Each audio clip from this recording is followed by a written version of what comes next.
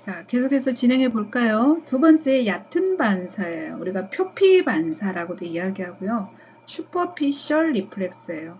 자, 깊은 힘줄 반사는 단일 연접인 경우가 많은데 이 경우에는 어떻게 해요? 다연접 반사예요. 다연접. 다연접이라는 것은 우리가 멀티 시냅스가 여러 개 연결되어 있단 말이죠. 감각 입력이 대뇌에 도달하거나 내려오는 경로 중에 한 곳이 손상이 되면 감각 입력이 약해지거나 운동 출력이 약해져요. 그래서 반사 자체가 약해지거나 소실돼요. 이 경우에는요, UMN, LMN 할 거 없이 모두 다 반사가 약해지거나 소실되게 됩니다. 우리 그림에서 보면 자, A번에서 나타나는 것이 바로 뭐예요? 피부 반사를 이야기하고 두 번째 있는 그림이 뭐예요? 깊은 힘줄 반사를 설명하고 있죠.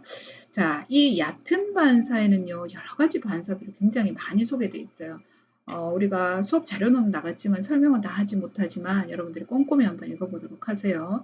자, 점막을 자극했을 때 나타나는 반사예요. 첫 번째요, 각막 반사죠.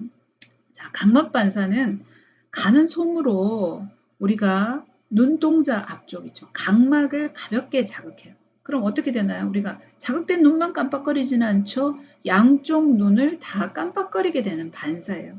우리가 들신경 섬유가 눈에 3차 신경이 연결되어 있어요. 3차 신경의 눈신경이 감각을 가지고요.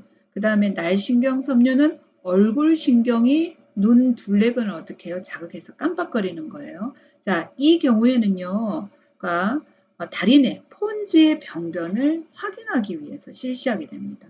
자, 이 각막 반사는요, 사람이 혼수 상태에 빠졌다 하더라도 가장 오랫동안 유지되는 반사예요. 자, 각막을 자극했을 때 정상이면 양쪽 눈을 깜빡거립니다. 각막에 궤양이 있거나 또 다른 손상이 있을 때도 반사가 소실될 수 있어요. 그래서 우리가 신경에 의한 것인지 아니면은 각막 자체에 문제가 있는 것인지는 좀 감별할 필요가 있겠죠.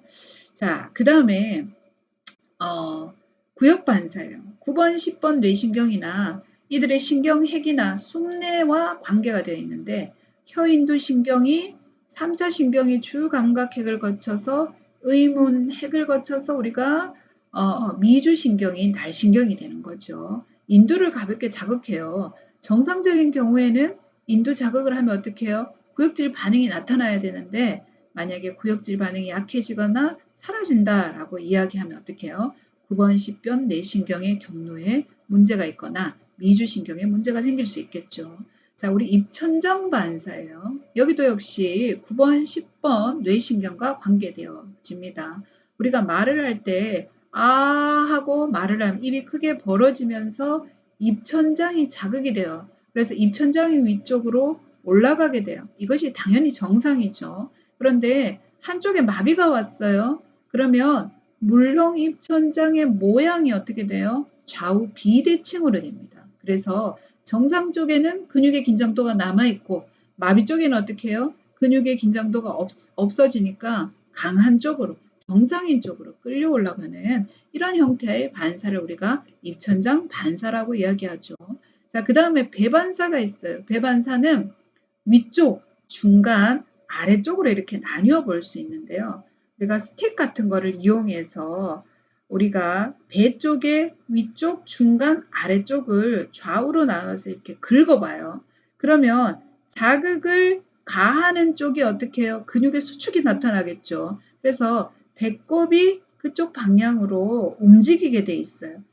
배의 근육도 수축하겠죠. 배의 근육이 수축하니까 배꼽이 그쪽으로 움직이게 되는 거죠. 자, 만약에 한쪽은 나타나는데 한쪽은 안 움직이는 거예요. 그럼 비대칭적으로 나타나면 문제가 되는 거예요. 자, 정상인 경우에도 그런데 이런 현상이 나타날 수 있어요. 예를 들어서 배에 살이 너무 많이 쪄가지고 배 복부에 이 지방의 두께가 두꺼운 거예요. 그런 경우. 또 복부에 수술을 했거나 임신 상태이거나 자, 이럴 경우에 또 병변 레벨 이상의 피라미드로나 말초 신경 이상 시 모두 다 어떻게 해요? 그런 현상이 나타날 수가 있습니다. 자, 그 다음에요. 피부 반사. 자, 피부 반사에서 우리가 위아래 배근육 반사, 예, 앞에서 나왔는 건데 우리 같이 볼 수 있겠고요. 이렇게 나눠도 볼 수 있고요. 자, 고환 올림근 반사도 있어요. 넙다리 안쪽을 자극했을 때 동측 음낭이 위 방향으로 움직여야 돼요. 양쪽이 소실될 경우에는 위운동신경세포 병변이에요. 한쪽만 소실될 경우에는 L1이나 L2 사이에 아래운동신경세포 병변입니다. 자, 이때 들신경으로 작용하는 것은 넙다리 신경이고요. 날신경으로 작용하는 것은 음부 넙다리 신경이에요.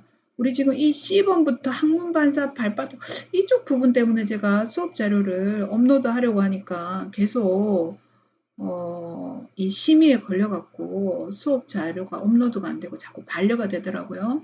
자, 어쨌든 이 고환 올림근 반사, 항문 반사, 항문 반사는 항문 주위를 자극해요. 고창자 안에 손가락을 삽입해서 항문 조인근의 반사적인 수축을 유도할 때 만약에 들신경이나 날신경에 문제가 있으면 어떻게 해요? 상실되겠죠. 자, 이쪽 부분은 S4와 S5 손상이 있을 경우에 상실되는 반응이 나타납니다. 자, 내장 반사예요. 우리가 동공 반사, 이제 빛 반사하고 동공 반사하고 관련된 반사가 여러 개가 있네요. 우리 아마 여러분들 3학년들 같으면 2학년 2학기 때 여러분이 신경의 진단평가하면서 이 부분에 대해서 보셨을 텐데요. 자, 빛 반사는 한쪽 눈에 빛을 비춰요. 자, 시각신경이 뇌에 전달해서 눈돌림 신경을 자극하면서 동공을 수축시키는 거예요. 자, 동공이 수축되는 게 당연히 정상이에요. 자, 2번, 3번 뇌신경이나 또는 중간뇌가 손상되었어요. 자, 그럴 때는 우리가 이 동공 수축이 잘 나타나지 않겠죠. 우리가 이런 현상은 우리가 아가일 로버트슨 동공에서도 볼 수 있는데, 자, 동공 조절은 원래 되는데 빛 자극이 들어갔을 때는 동공 수축이 나타나지 않는 경우예요. 자, 그러니까 동공 조절이 된다는 말은 예를 들면 우리가 가까이에 있는 이런 글자 같은 거를 볼 때는요. 눈동자가 모이면서 동공이 수축되게 됩니다. 자, 그러니까 빛이 더 강하게 이렇게 자극이 들어가지 않더라도 동공이 수축되는 반응이 그때는 나타나요. 근데 빛을 비추었을 때 동공 수축 반응이 나타나지 않는 거예요. 자, 그런 상태가 빛 반사에서 비정상이라고 이야기할 수 있겠죠. 자, 공간 빛 반사라고 하는 것은 한쪽 눈에다가 빛을 비춰요. 그러면 반대쪽에 있는 동공이 수축하는 것을 이야기해요. 이거는 중추에서 막교차 섬유가 서로 연결되어 있기 때문에 가능한 일이 되겠죠. 자, 조절 반사는 가까운 물체를 볼 때 동공이 자동적으로 수축하는 현상이고요. 자, 선모체 반사는 자, 통증 자극을 줄 때 동공이 확장되는데 만약에 상실되는 경우, 예를 들어서 혼호 증후군 같은 것이 있을 때는요, 동공이 확장되는 것이 나타나지 않아요. 자, 이 혼호 증후군이라는 것이 뭔가 하면 이 교감신경하고 관계가 되어 있어요. 자, 목척수, 우리가 척수신경절이 척수 옆쪽에 보면 쭉 이렇게 늘어나 있죠. 자, 이것이 얼굴까지 올라와 가지고 우리가 동공에까지 연결되어져 있어요. 근데 이 교감신경 이 경로가 손상을 당하면 이 동공 확장 반응이 나타나지 않는 거예요. 자, 그래서 혼호증후군은 얼굴이나 눈을 향한 교감신경의 날신경 경로가 장애를 받았을 때 발생하는 현상인데 4대 증후가 있어요. 기억해 두세요. 동공이 수축해요. 원래 동공을 확장시키잖아요. 동공 확장이 안 되고 수축이 되고요. 눈꺼풀이 살짝 처져요. 예, 그 다음에 안구가 들어가고 얼굴에서 발한이 일어나지 않아요. 역시 발한에 교감신경이 관계하기 때문에 그렇겠죠. 자, 눈 깜빡 반사, 또 눈 심장 반사. 이것은 눈동자 위를 압박하거나 눈 주변 조직을 당겨가지고 팽팽하게 만들었어요. 그러면 이것이 심장하고 연결된 거예요. 그래서 심박동률이 느려지는 형태의 반사를 이야기합니다. 자, 목동맥 팽대 반사, 또 망울 해면체근 반사. 자, 이런 것들이 모두 다 우리가 내장 반사와 관계된 것들입니다. 자, 그 다음에 우리가 병적 반사 여러분 잘 알고 있죠. 바빈스키 사인. 발바닥에 외측 우리가 모서리 연을 따라서 발꿈치 뼈에서부터 시작해서 엄지 발가락 아래로 날카로운 기구를 이용해서 자극을 해요. 자, 위 운동신경에 만약에 병변이 있다. 그러면 엄지발가락을 펴고 나머지 네 발가락을 굽히는 현상이 나타나죠. 이것을 우리가 양성반응이라고 이야기하고요. 하지만 신생아에서는 정상이에요. 자, 출생 후에 성장함에 따라서 음성 반응이 나타나는데 12에서 18개월 이후에도 만약에 양성 반응이 나타난다. 그러면 그것은 어떻게 해요? 비정상이라고 보죠. 우리 오펜하임 테스트는 바빈스키 사인을 더 확실하게 하기 위해서 나타나는 현상이죠. 자, 우리가 클로누스, 그러니까 무릎에서 나타나는 클로누스, 발목에서 나타나는 클로누스, 우리가 무릎 간대 반사 또는 발목 간대 반사. 자, 우리가 다리를 이완 펌시킨 상태에서 빠른 동작으로 무릎 부분을 어떻게 해요? 누르던지 해서 힘을 주는 거예요. 그러면 자, 무릎뼈가 빠르게 이렇게 흔들려요. 상하 운동이 일어나죠. 발목에서는요, 우리가 오금 부분에 검사자 한 손을 받쳐서 다리를 들어 올린 다음에 자, 발에 힘을 줘서 발등 쿠핑. 그러니까 다리를 펴가지고 발등을 이렇게 그 도지 플렉션을 시켜요. 자, 그랬을 때 앵클에서 굽힘과 펴이 지속적으로 일어나는 현상이에요.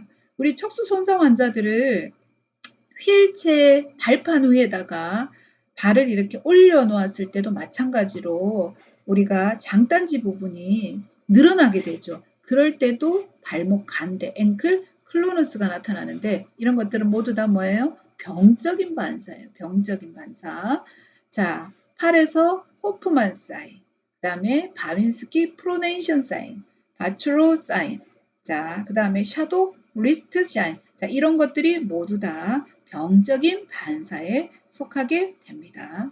자, 그 다음 우리가 또 설명해 볼게요. 자, 근섬유 다발 수축과 근섬유 잔떨림 수축이 있어요. 우리가 파시큘레이션, 파이브릴레이션이라고 이야기하는데요. 자, 이것은요, 아래 운동신경세포 병변에서 나타나는 특이적인 현상이다. 이렇게 생각하시면 돼요. 자, 근섬유 다발 수축은요, 파시큘레이션이죠. 한 개의 운동신경 섬유가 지배하는 몇 개의 근의 불수의적인 운동장애예요. 그러니까 하나의 운동 단위가 영향을 미친다는 거죠. 운동 단위가 문제가 되는 것이고요. 자, 그 다음에 섬유성 수축 또는 섬유 잔떨림 수축은요. 파이브릴레이션이라고 이야기하는데 얘는 개개의 근섬유예요. 자, 근섬유 다발 수축은 운동 단위가 침범되는 것이고 섬유 잔떨림 수축은 어떻게 해요? 섬유 하나하나 몇 개들이 침범되는 것을 이야기합니다. 이것은요. 근전도 검사에서만 확인이 가능해요. 자, 단일 근육 섬유의 연축을 이야기하고 혀나 손 등의 근육이 얇은 층인 경우에는 간혹 관찰이 가능해요. 우리가 눈이 이렇게 바르르 떨리는 거 있죠. 그런 것은 우리가 손상이 없지만 정상적인 상태에서도 나타날 수 있죠.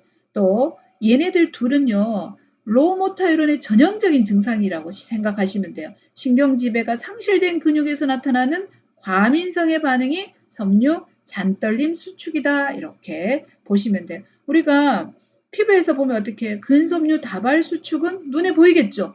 운동 단위가 전체가 수축해버리니까 잔떨림 수축은요. 아주 피부가 얇은 쪽에서는 일부 관찰이 가능하겠지만 일반적으로는 관찰이 불가능하겠죠. 자, 그림에서 보면 근전도 전이를 기록해 놓고 있는데요. 다른 것은 여러분은